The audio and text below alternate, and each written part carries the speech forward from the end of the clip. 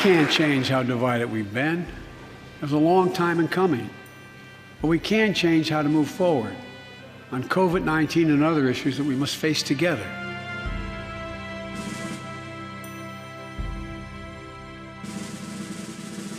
Six days ago, Russia's Vladimir Putin sought to shake the very foundations of the free world, thinking he could make it bend to his menacing ways. But he badly miscalculated. He thought he could roll into Ukraine and the world would roll over. Instead, he met with a wall of strength he never anticipated or imagined. He met the Ukrainian people. The Ukrainian ambassador to the United States is here tonight, sitting with the First Lady. Let each of us, if you're able to stand and send an unmistakable signal to the world. Thank you. And tonight, I'm announcing that we will join our allies in closing off American airspace to all Russian flights, further isolating Russia and adding additional squeeze on their economy. I can announce the United States has worked with 30 other countries to release 60 million barrels of oil from reserves around the world. But I know news about what's happening can seem alarming to all Americans. But I want you to know we're going to be okay. We're going to be okay. When the history of this era is written, Putin's war in Ukraine will have left Russia weaker and the rest of the world stronger. For more than 2 years, COVID has impacted every decision in our lives and the life of this nation.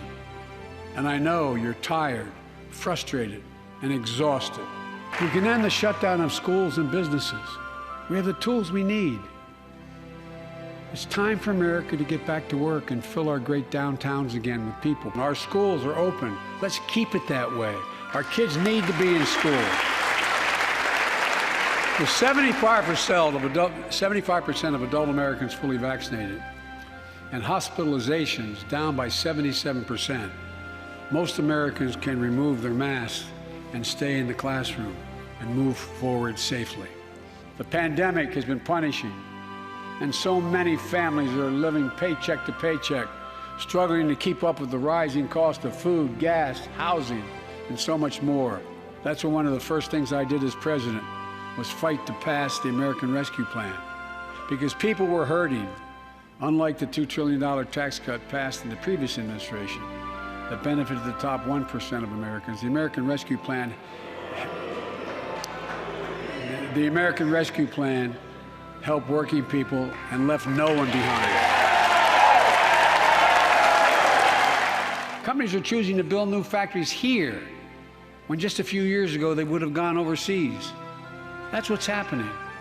Ford is investing $11 billion in electric vehicles, creating 11,000 jobs across the country. GM is making the largest investment in its history, $7 billion to build electric vehicles, creating 4,000 jobs in Michigan. And with all the bright spots in our economy, record job growth, higher wages, too many families are struggling to keep up with their bills. Inflation is robbing them of gains they thought otherwise they would be able to feel. I get it. That's why my top priority is getting prices under control. I asked Democrats and Republicans alike to pass my budget and keep our neighborhoods safe. And we'll do everything in my power to crack down on gun trafficking of ghost guns that you can buy online, assemble at home, no serial numbers, can't be traced. I asked Congress to pass proven measures to reduce gun violence, pass universal background checks, repeal the liability shield that makes gun manufacturers the only industry in America that can't be sued. The only one. Imagine had we done that with the tobacco manufacturers. These laws don't infringe on the Second Amendment. They save lives. So on this night, on our 245th year as a nation, I've come to report on the state of the nation, the State of the Union. And my report is this: the State of the Union is strong because you, the American people, are strong. Hi, everyone. George Stephanopoulos here. Thanks for checking out the ABC News YouTube channel. If you'd like to get more videos, show highlights, and watch live event coverage, click on the right over here to subscribe to our channel. And don't forget to download the ABC News app for breaking news alerts. Thanks for watching.